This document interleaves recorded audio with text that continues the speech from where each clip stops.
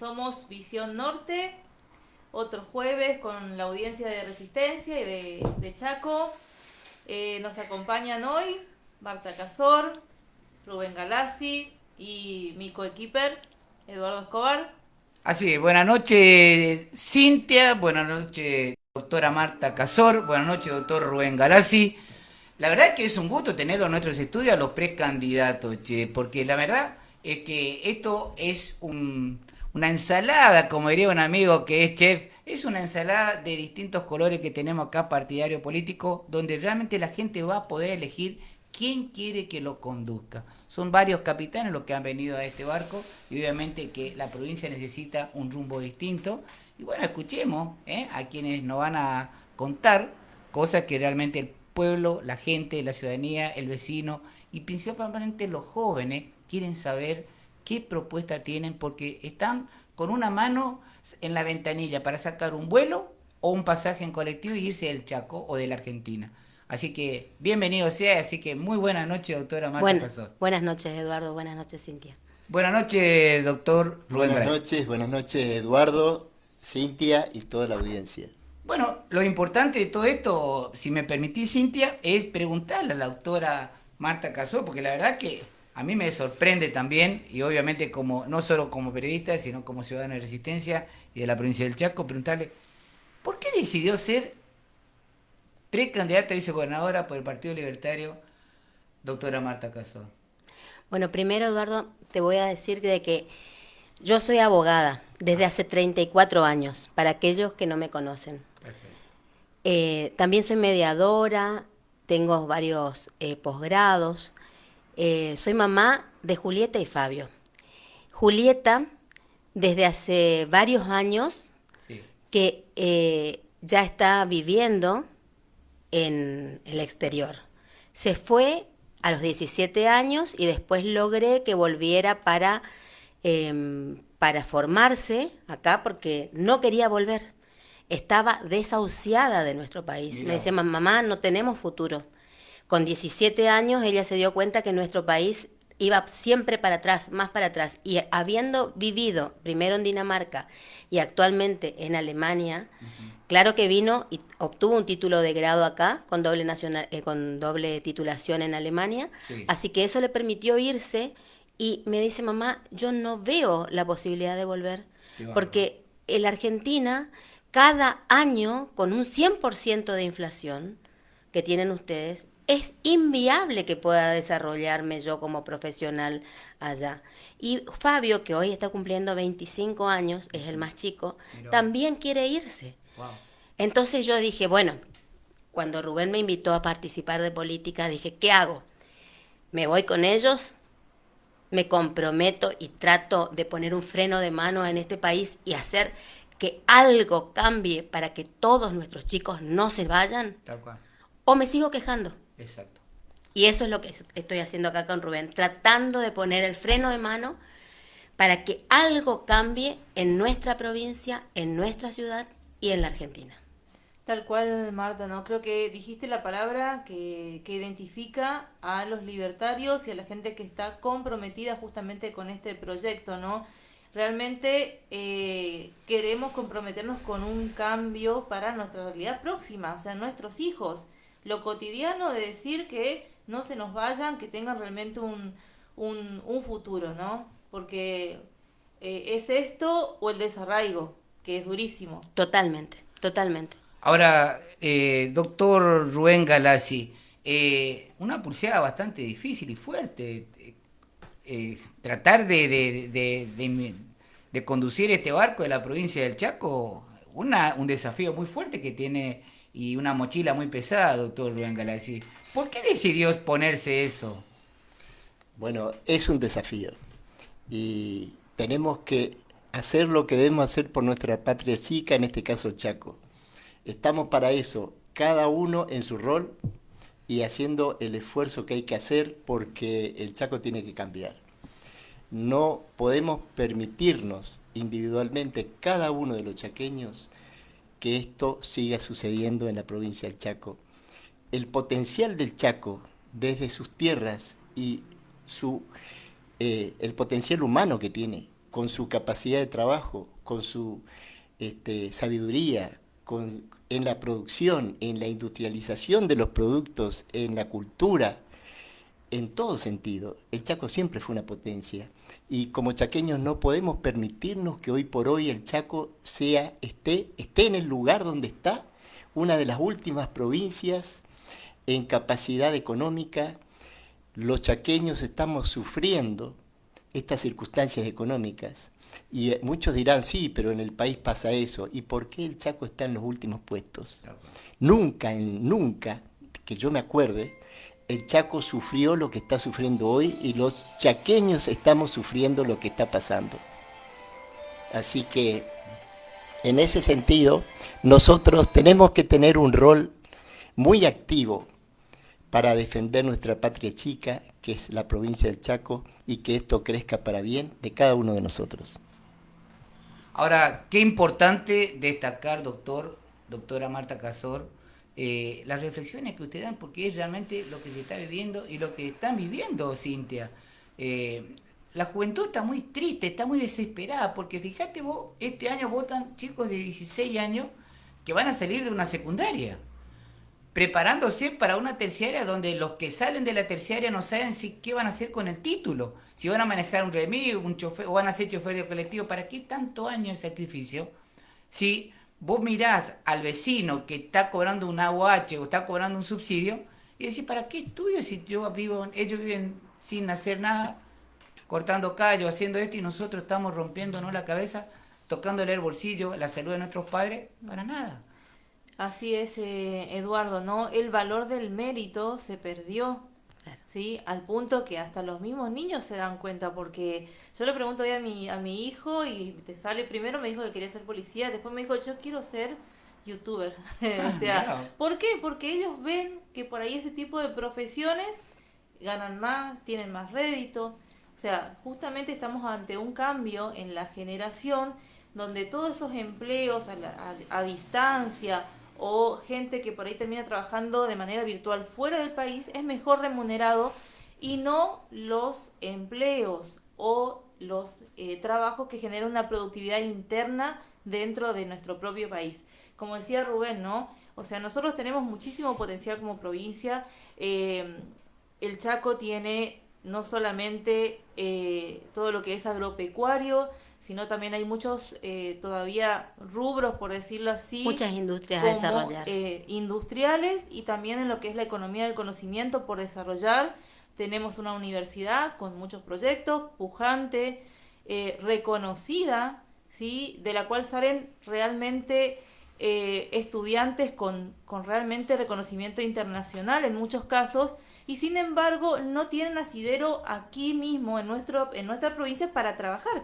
Se van a crecer, como en el caso de tu hija, a otros lugares, Sí. y eso es lo que estamos perdiendo, ¿sí? Ese Así es. potencial humano en cuanto a conocimiento, estamos perdiéndolo por culpa de quiénes, ¿sí? De los políticos de que los nos gobiernan. políticos, Claro. ¿sí? De los políticos. Es Por eso así. nosotros, que somos de la profesión de abogados, los dos somos abogados, los dos pertenecemos al Colegio de Abogados de Resistencia y bregamos por la libre colegiación, porque consideramos que la libertad es lo que hace crecer a la gente.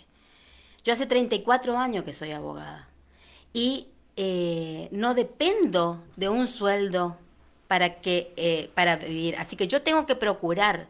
Y también soy mediadora, y ahí en cuando estudié para mediadora aprendí lo que es la empatía. Entonces yo creo que el pueblo perdió la empatía de los dos lados, porque aquel que espera que el gobierno, que el Estado, que el gobierno le dé unos pocos pesos para subsistir, ¿de dónde salen esos pesos? Se pone a pensar de que hay otro que se levanta a las 6 de la mañana y trabaja 10 horas por día, deja su familia, deja todo su esfuerzo ahí para que esa persona se levante a las 10, 11 de la mañana y al fin de mes tenga unos poquitos pesos. Entonces eso es lo que hay que cambiar. La gente tiene que ver un futuro, ver que esos pocos pesos lo tienen atrapados en su destino, que procurando entre todos nos podemos salvar como sociedad.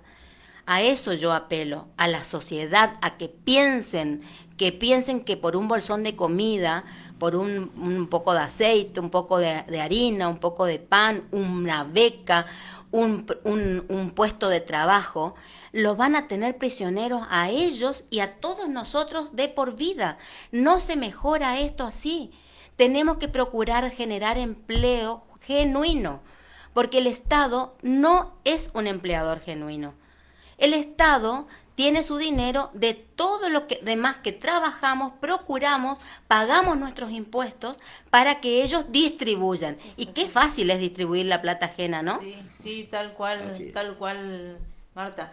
Mira, yo siempre digo que soy de cuna liberal porque mi viejo siempre me decía, no dependas del Estado, no te va a dar nada, que la jubilación, o sea, siempre me inculcó a ser autosuficiente, a trabajar dentro del ámbito privado. Es más, o sea, poner tu emprendimiento, o sea, y eso caló tanto, tanto en mí, o sea que, o sea, no, básicamente durante más de 10 años trabajé en emprendimientos familiares y no buscaba empleo, o sea, de hecho no congeniaba con eso de estar 8 horas, 10 con ese ritmo, ¿no? Pero llega un momento, ¿no? En la vida de uno que yo despotricaba contra los políticos, tenía una imagen negativa, pero cuando vos tratás de hacer un cambio social, te das cuenta que las herramientas las tenés en la política. Sí. O sea, no está mal el sistema en sí como herramienta, No.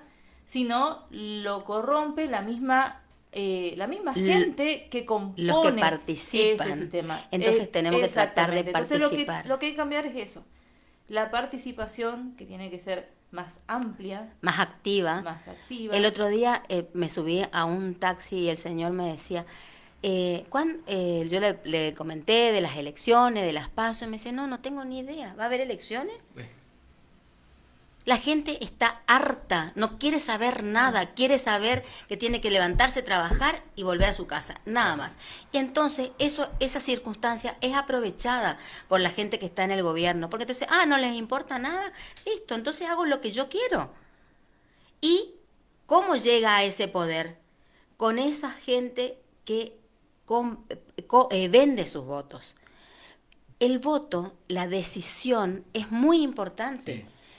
Cada ciudadano tiene que saber que con ese papelito que va a poner en la urna, está decidiendo el destino, no de él, de su familia, del barrio, de toda la ciudad, de toda la Argentina. Así que por favor pensemos qué es lo que queremos.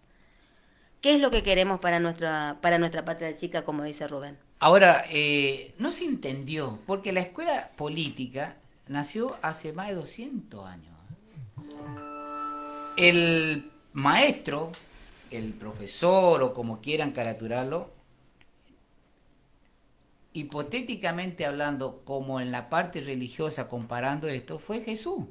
Cuando él arma sus 12 apóstoles para que en nombre de él se diga lo que se tenía que hacer para cambiar esa desidia que tenía en aquella época por las presiones de los distintos problemas que tenía la humanidad, que era los romanos, todo lo que usted quiera adosar, porque eso es historia bíblica. Pero nadie entendió el mensaje político, porque hasta hoy muchos son adherentes a ese partido porque entendió el mensaje.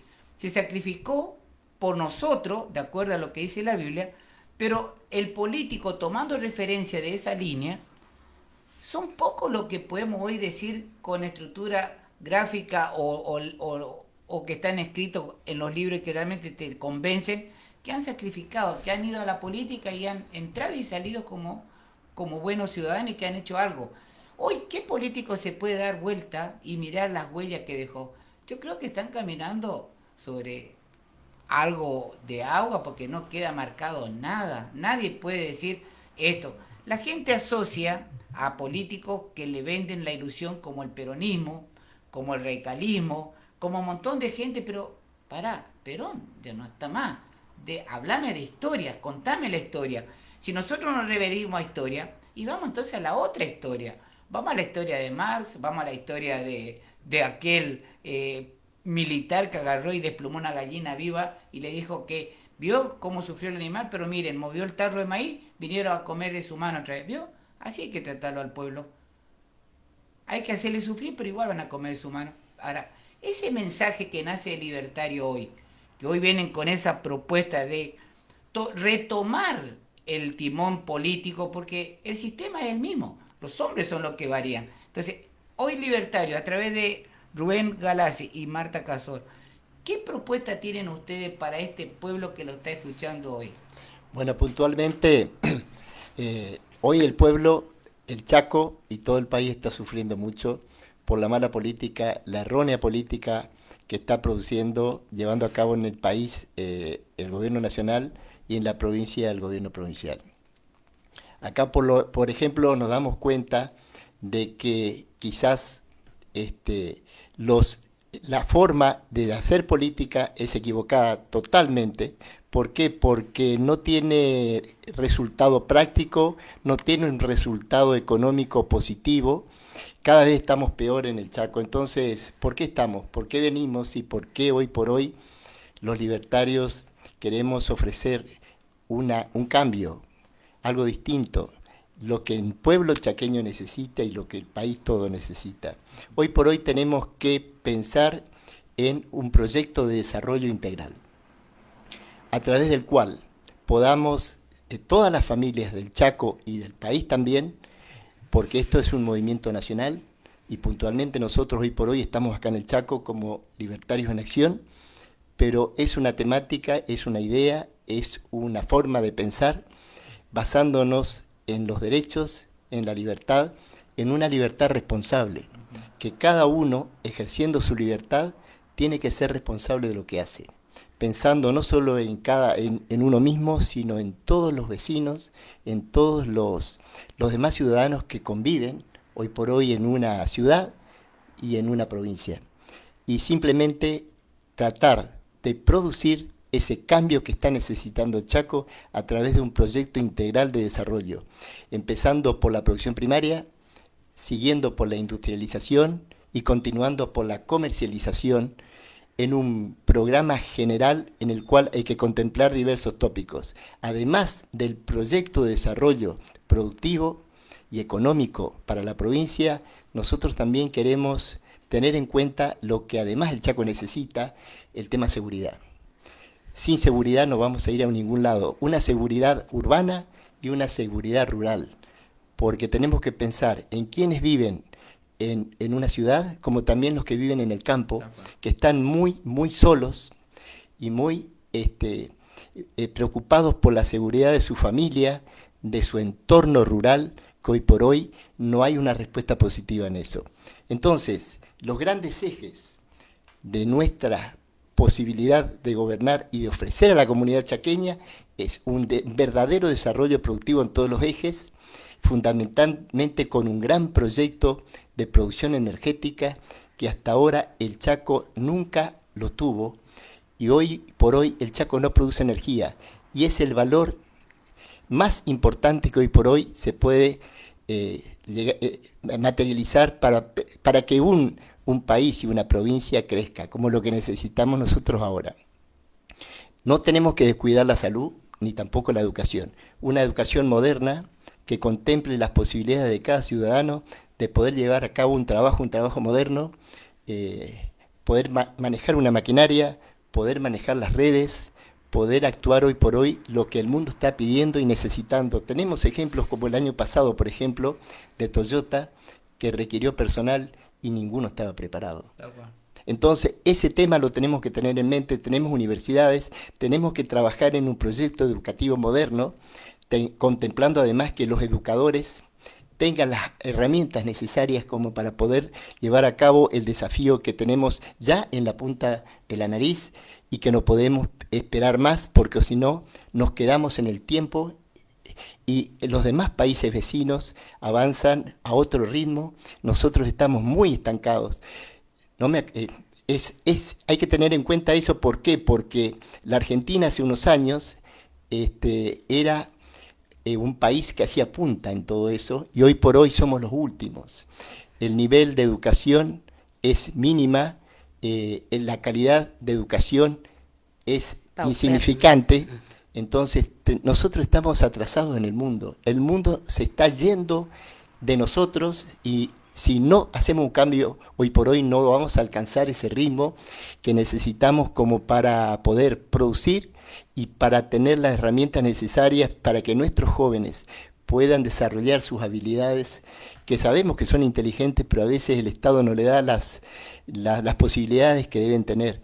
Tenemos universidades que no son tenidas en cuenta en cuanto a su dimensión, en cuanto a su satisfacer las necesidades educativas que hoy por hoy los educadores no la tienen. Y bueno, además también en cuanto a la salud, no podemos dejar de tener en cuenta que en la salud nuestro país y nuestra provincia está muy atrasada. Los centros de salud no tienen las herramientas necesarias como para poder atender a los ciudadanos.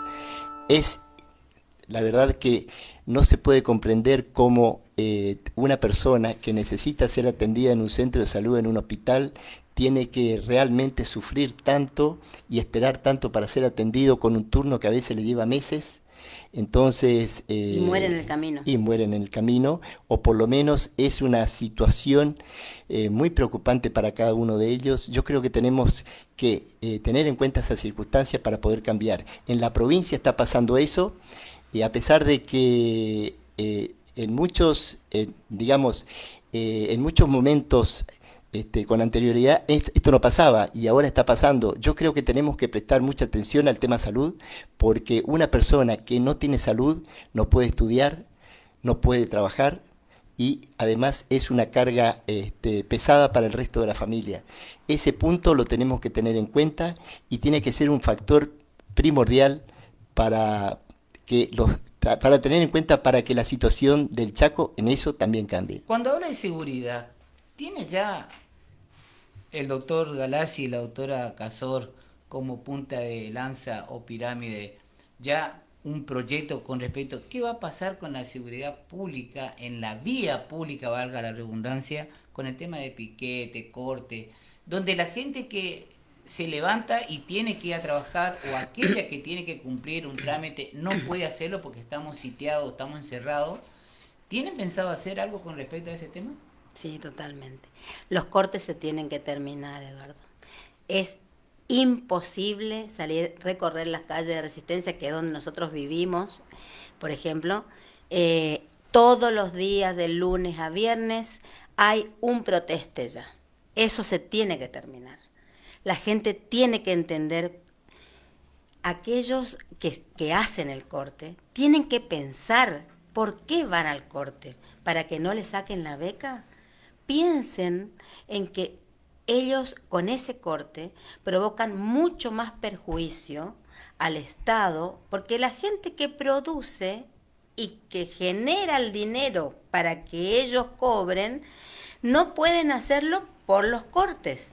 Y los únicos que se benefician son los líderes de esos movimientos piqueteros. Entonces hay que reestructurar todo eso y hablar con la gente para hacerles entender, que conozcan el término empatía y que puedan pensar en que eso no puede ocurrir en la provincia. Se tienen que terminar los cortes. Ahora, si hipotéticamente hablando, ustedes llegasen al lugar donde están, el objetivo está marcado, ¿van a hacer o es promesa de campaña? No. Casualmente tenemos un plan de trabajo en relación al tema de seguridad, empezando por la prevención y continuando con un desarrollo en general en cuanto a la educación, en cuanto a la preparación de quienes van a tomar esa posibilidad de manejar la situación, que son las fuerzas, en este caso de la policía, para que estos tengan los conocimientos adecuados, o sea, la preparación necesaria para tal fin, que estén equipados con lo que necesitan hoy por hoy para actuar, que estén desde un patrullero, desde el arma necesaria, desde el uniforme, también tener en cuenta la situación personal de los mismos, o sea, no solo la instrucción, sino también el equipamiento, sino tener en cuenta una logística en sus movimientos para que estos no solo tengan la educación necesaria, sino también los lugares de entrenamiento, los lugares de educación, que no sean trasladados de una punta a otra de la provincia, o sea, que haya lugares específicos, 2 o 3 por regiones, ¿no es cierto?, para la preparación de los mismos. Todo esto hay que tener en cuenta porque las fuerzas humanas que componen la policía del Chaco, en este caso, son personas humanas. Y tenemos que tener en cuenta el desarraigo para ser prudente en la logística de sus propios movimientos. Entonces, si nosotros tenemos en cuenta todo eso, y además no solo en lo técnico y en lo logístico, sino también que las leyes presten especial atención a esto, y si hay que modificar para que tengan más efectividad en su trabajo, hay que hacerlo. O sea, que en cierta forma, a través de las normativas aplicarse en tal sentido, que la justicia pueda apoyar y que tenga en cuenta lo que necesita, en este caso el Chaco y todos los chaqueños, en cuanto a la seguridad, para poder apoyar con las leyes necesarias y con una política del gobierno adecuada a todo eso. ¿Van a transparentar la gestión, doctora? Totalmente. Porque hoy usted pide un informe de qué invierte, cómo se hace, qué gasté, cuánto entró, y no tenemos informe. Nosotros no tenemos acceso en la plataforma como tiene el Poder Judicial, que usted sigue un expediente y va siguiendo. Hoy no tenemos, donde la tecnología hoy está a boca de jarro. Hoy nos estamos manejando ya con inteligencia artificial. Sí. ¿Esto lo van a llevar ustedes a cabo?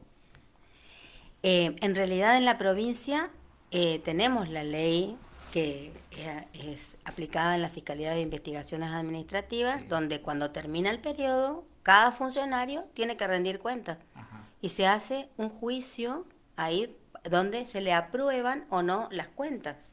Uh-huh. Entonces, sí, es importante la transparencia en cada acto, porque el ciudadano se pregunta, ¿necesitábamos gastar tanto en una plaza? ¿Necesitábamos la provincia, o en este caso la ciudad de Resistencia, necesitaba gastar tanto en la Laguna Argüello? ¿O había otras urgencias para nuestra ciudad? Yo advertí que hace 2 años por lo menos, que mañana, tarde y noche, 24 horas por 7 días a la semana, las luces de la ciudad de Resistencia no se apagaban. Hice todos los reclamos habidos y por haber, y las luces de LED se terminaron consumiendo. ¿Por qué? A ver, es como en una casa. Uno, si quiere gastar menos, tiene que ver de cuidar las cuestiones que le, ¿no es cierto?, que les competen. Claro, que les competen a cada uno. Y aparte, volviendo al tema de la seguridad, yo quiero decirle a la ciudadanía que nosotros tenemos la voluntad política de que el corte no se produzca.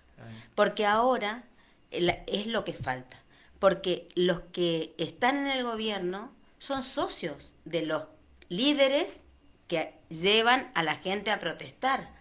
Entonces, tienen intereses comunes. Por eso es que los cortes nunca se terminan. Y no hay voluntad política, porque vos ves que se juntan 5 adultos, 10 menores, y 2 ramas, 2 caballos, y te cortan la calle. Y nadie sabe por qué la gente está... Ellos no saben por qué protestan. Los líderes sí están negociando allá adentro, cosas que nunca le van a llegar a los piqueteros. Y son los únicos que se benefician, los que están en el gobierno y los líderes de los piqueteros. Mira, yo concuerdo con vos, Marta. Si hay algo que le faltó a esta gestión municipal, es supervisión, porque sucedieron un montón de cosas que como que la ciudad estaba librada a su suerte. Es más, durante los periodos de cuarentena que tuvimos, a Gustavo ni se le vio la cara por ningún lado. Es más, o sea, no sé si estaba acá en Resistencia, porque directamente desapareció. Y cuando vuelve a empezar a aparecer públicamente, empieza con este tema, ¿no? De los anuncios, la reforma en la plaza, otro tipo de obras, como para aparentar una movida, pero después nos encontramos con situaciones como las que vos decís, las luces, no había cortes de rama, uno reclamaba, por ejemplo, en el foro de seguridad que las calles a oscuras, porque sí, durante el día estaban prendidas las luces y de noche estaba toda la ciudad a oscuras. Sí, faltaba corte de rama, no había policías en la recorrida céntrica, ni siquiera eso había. Y cuando se preguntaba por ahí dentro de lo que eran los foros de seguridad qué pasaba, nos decían, bueno, o sea, la escuela de policía no está teniendo nuevos agentes, no hay nuevas camadas de agentes que salgan de la escuela de policía, creo que hace cuánto, por lo menos 2, 3 años que no hay Sí, nuevos, no hay egresos. O sea, no hay egresos vehículos entregaron, pero no policía. hay recursos humanos. Exactamente. Aparte, falta es muy poco lo que personal. se le paga al policía, Sí. es muy poco lo que se le paga al maestro, es muy poco lo que se le paga al médico y Bueno. tantas horas de trabajo. Ese es otro tema, porque vos tenés a los médicos que, llegado el momento, trabajan horas extras, hacen guardias, y las guardias se le van en el impuesto a las ganancias.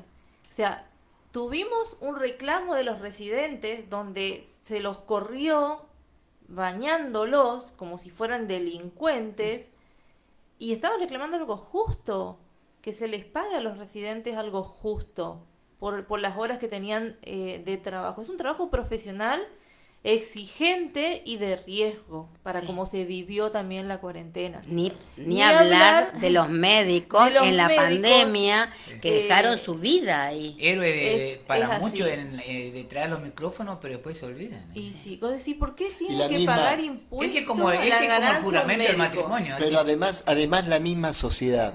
Yo me acuerdo que en época de la pandemia los aplaudía, Sí, pero además no los querían en el mismo edificio. tal cual. Entonces yo creo que la propia sociedad a veces es un poco indiferente o un poco desagradecida.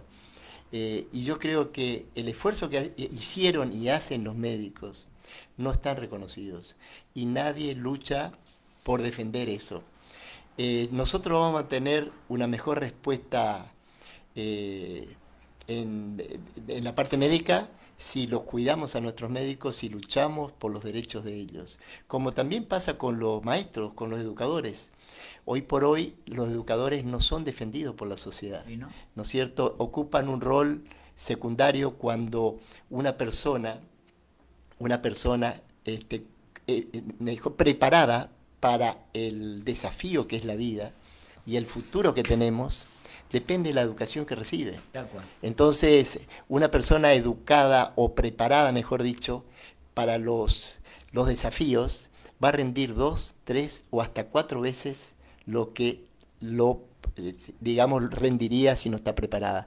Ese plus que da la educación, la preparación para los desafíos, es muy importante y no es reconocida por la sociedad. Entonces nosotros tenemos que comunicar esas circunstancias, luchar para que el resto entienda de que tanto los educadores como los profesionales de la salud puedan tener los medios como para desarrollar su actividad. Ahora, decía la doctora Marta Casor, fuera de micrófono, nos enteramos, para que ustedes sepan, hay una importante novedad que recibe información desde Alemania, al igual que nosotros hemos recibido por los intercambios culturales que hay, que vienen chicos a estudiar acá. Bueno, nosotros tuvimos la suerte de tener contactos con personas que por ahí nos comentan, todavía por las redes sociales, obviamente, y nos cuentan que los docentes ganan más que un diputado en Alemania.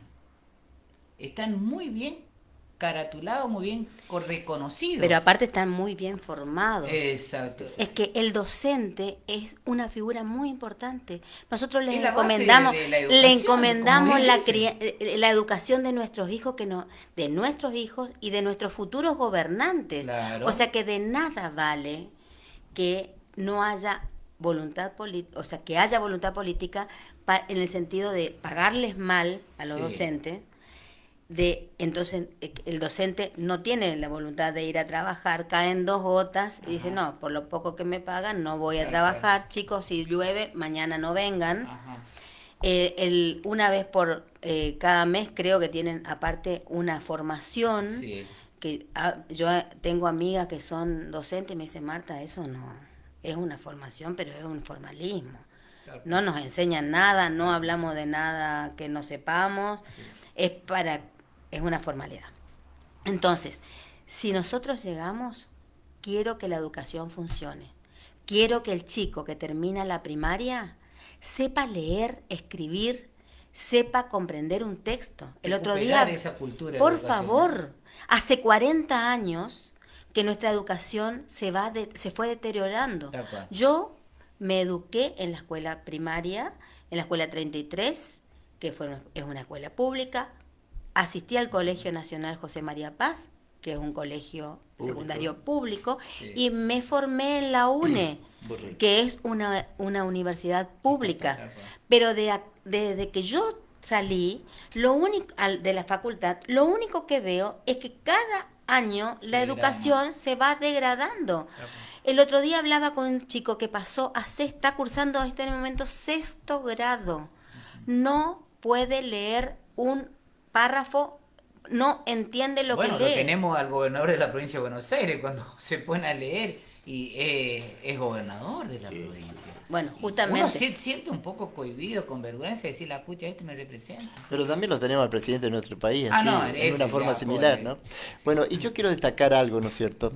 Nosotros hablamos de la salud, hablamos de la educación. De la seguridad. Hablamos de la seguridad. Ahora, ¿qué es más importante hoy por hoy? ¿Qué es lo que está esperando la sociedad? ¿Qué cambio está esperando la sociedad? Está esperando, digamos, un cambio económico. Tal cual. Porque si nosotros no producimos un cambio económico, esa circunstancia redunda en la pobreza, en la indigencia, y a su vez eso impide que una familia pueda tener los medios como para poder alimentarse adecuadamente. Y si no se alimenta adecuadamente, eso trasunta en la educación, porque ese chico no va a la escuela, trasunta en la salud porque se enferma, ¿no es cierto? Entonces, esa circunstancia que está viviendo hoy por hoy la sociedad argentina y puntualmente la sociedad chaqueña, que es la que a nosotros nos interesa como provincianos que somos, eso es lo que tenemos que cambiar. ¿En qué sentido? Tenemos que tratar de presentar las mejores propuestas a nuestra sociedad chaqueña de un cambio, en este caso, el desarrollo que la provincia necesita. Un desarrollo económico para que cada familia pueda vivir mejor, para que vengan las inversiones, que haya mejor trabajo, ¿no es cierto? Y que cada uno de nosotros pueda vivir dignamente de su trabajo. Hoy por hoy vemos que a pesar de que muchas personas tienen trabajo, no les alcanza para llegar a fin de mes. Entonces vemos que si a un trabajador que tiene un trabajo no llega a fin de mes, con más razón aquel que no tiene un trabajo. Ahora, ¿cómo convencemos, usted como mujer, usted como hombre y los dos del derecho, cómo convencemos al electorado de que lo que está pasando es que ellos pasan a ser un número, porque hoy marcaba la doctora, pasan a ser un número y el gobernante cuenta los números, con ese obviamente le da el resultado de seguir gobernando? ¿Cómo le hacemos entender que lo que se está haciendo no es una ideología política, sino viene a ser como algo sectario? Porque te están infundiendo cosas que vos dependés del Estado. Y acá hay un oyente que dice clarito, dice, ¿cómo harán para que se saque de que dejemos de pertenecer y que nos estén repartiendo nuestro propio dinero dependiendo de ello? Hay propuestas que ustedes están marcando y me parece perfecto, en lo laboral, en lo de salud, en lo de educación, en lo de seguridad, creo que dije también. Pero yo creo que acá la gente está buscando algo que es lo que a veces manifiestan, porque hay una figura que surgió de la nada, pero surgió porque tomó la palabra de muchos. Hay mucha gente que no tiene el micrófono o no tiene la posibilidad de expresar. Y lo hizo a través de Milei, que hoy es una revolución muy fuerte. Exacto. Donde representa, wow, eso es lo que yo quería decir, no, eso es lo que yo siento. Claro. Entonces, esa potencialidad política, ¿lo están manifestando ustedes hoy acá en Chaco? Así Porque es. falta difusión, ¿eh? Indudablemente, esa es nuestra idea. Nosotros defendemos los derechos desde la vida, derecho a trabajar, derecho de que también quienes están en la prensa puedan ejercer una libertad de prensa, quienes están en las profesiones puedan ejercer la libertad en elegir su trabajo, en desarrollar su trabajo, ¿no es cierto? Puntualmente, allá por el año 1994, integré los equipos de la Constituyente, fui vicepresidente de la Convención Constituyente, y uno de nuestros puntuales trabajos que logramos es la libertad, la libre colegiación, casualmente, y hoy por hoy la única provincia que tiene en su constitución la libre colegiación ¿De abogados? de abogados y de todas las profesiones. Algunas profesiones sí la utilizan, otras no, pero en la Constitución está la libre colegiación, que un profesional para trabajar no tiene que pagar nada. Y además hay una realidad, ¿no es cierto? Y volví al tema. Esa circunstancia de que nuestra provincia sea la única en el país es un valor incalculable, porque está defendiendo ya desde aquella vez, en el año 1994, nosotros veíamos la necesidad de la libertad en todo sentido, una libertad responsable. Desde cada persona, desde que nace hasta que muere, tiene que ejercer su propia libertad con responsabilidad para progresar y para ejercer todos los hechos y los actos que considera necesarios. Y en ese sentido, es un desafío para los chaqueños poder actuar y trabajar para vivir mejor, que yo creo que es lo indispensable en el rol que cada uno como ciudadano y en cada uno como en su grupo familiar necesita llevar a cabo. Hay algo que a las pymes y a la empresa, ¿no? Rescatando todo el tema del empleado, de que no nos alcanza el sueldo, que justamente traba todo este engranaje del empleo privado, que son los impuestos. A nivel nacional, por ahí hemos escuchado algunas propuestas de Milei. A nivel provincial, ¿hay algo previsto en cuanto a la carga impositiva que realmente está desde la misma cuarentena, ¿no? Ha hecho quebrar tantas empresas porque no han podido subsistir en función de la carga impositiva que tenemos con la FIP, ATP? ¿Hay algo mira, previsto? yo pienso que la carga impositiva tiene estricta relación con lo grande que es el Estado, porque el Estado, al ser tan grande, necesita de mayor ingreso de impuestos para poder mantener toda esa estructura. Sí. El Estado tiene que ir tendiendo a reducirse y crecer la actividad privada. Sí. Igualmente tiene que tender a bajar los impuestos, que la gente pueda ganar más dinero, pagar menos impuestos, y que la gente, por eso yo apelo a la gente que recibe planes, que recibe becas, que recibe pequeños trabajos del Estado. Hoy justamente hablaba con una amiga, ella trabaja en el Ministerio de Educación, y me decía, le digo, ¿cuánto ganás vos? 95.000 pesos. Wow. Entonces le digo, pero eso es lo que gana una empleada doméstica. Sí, pero ¿sabes cuánto gana el que recién comienza? 20.000. Qué feo. Entonces, bueno, por ese pequeño cambio que el que está en el poder hace para que esa gente se sienta prisionera, le pido a la gente que no tenga miedo, que hay otra forma de vivir. Si la actividad privada crece, va a haber trabajo para todos y el Estado va a tender a reducirse y no vamos a tener que pagar tantos impuestos para mantener semejante monstruo que a la vez nos agobia a todos. Claro. Bueno, acá hay que pensar lo siguiente, porque muchos dirán, ¿y cómo van a hacer?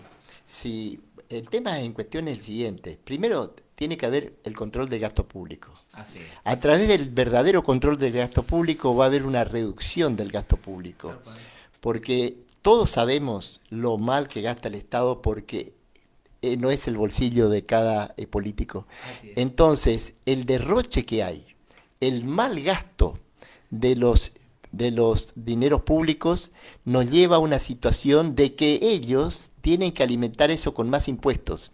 Y hay una superposición de impuestos que de llegar el equipo indudablemente va a trabajar porque tiene los proyectos adecuados ya para ello. En primer lugar, aplicar la normativa existente del control del gasto público. Y no significa eso, el control del gasto público, disminuir, digamos, la inversión pública. De ahí en más, indudablemente, al reducir el gasto público, nosotros vamos a poder reducir los impuestos. Hay una superposición impresionante de impuestos sobre la misma actividad. Es una cadena que en cada eslabón el gobierno va cobrando lo mismo y que se trasunta en el aumento digamos, en este caso de los alimentos o de los bienes o de los productos que hoy por hoy cada persona para vivir necesita adquirir. Entonces, todo eso bien controlado va a llevar directamente a una reducción de precios. Y además pensamos otro tema fundamentalmente. La inversión que es necesaria para que haya más empleo y que haya más producción va a llevar por la cantidad en el aumento que va a tener en sí mismo a una posible y definitiva disminución del costo de las cosas, porque a mayor producción baja el costo de las cosas y eso se trasunta para cada persona que adquiere un bien. Entonces, es un circuito en el cual una cuestión alimenta a la otra y tiene un beneficio final para toda la comunidad y para cada uno de los habitantes que consumen un producto diariamente, como vemos en los supermercados, para sobrevivir. Bueno, La temperatura en la ciudad de Resistencia, 21 grados, la humedad 79%, nuestro río de Paraná está estacionario y vamos a la segunda parte, ¿eh? Hacemos un alto mientras nos acomodamos un poquito así. Para la segunda parte, ¿te parece? Es alto, ¿no? Lo que decía Rubén, ¿no? De que tenemos que activar ese círculo virtuoso para activar todo lo que sea la actividad privada, achicar el Estado. Y cerrando, ¿no? Ya este bloque, por lo menos, me gustaría que resuman por ahí por qué deberían votar los chaqueños. Eso queda para el próximo bloque. Bueno. Linda pregunta, Cintia. Gracias, los esperamos. Muy bien.